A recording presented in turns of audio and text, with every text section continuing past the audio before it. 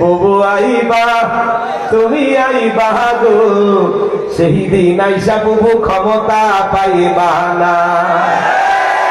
বুবু আইবা তুমি আইবা গো, সেই দিন আইসা বুবু ক্ষমতা পাইবা না। খোঁজনাই বহু কাদের কাকার অবস্থা খারাপ, দরবেশ বাবার আও না গেলে কোন সামনে আসে না।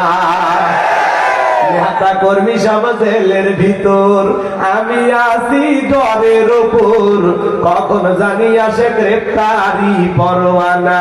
বুবু আইবা তুমি আইবা গো, সেই দিন আইসা বুবু ক্ষমতা পাইবা না।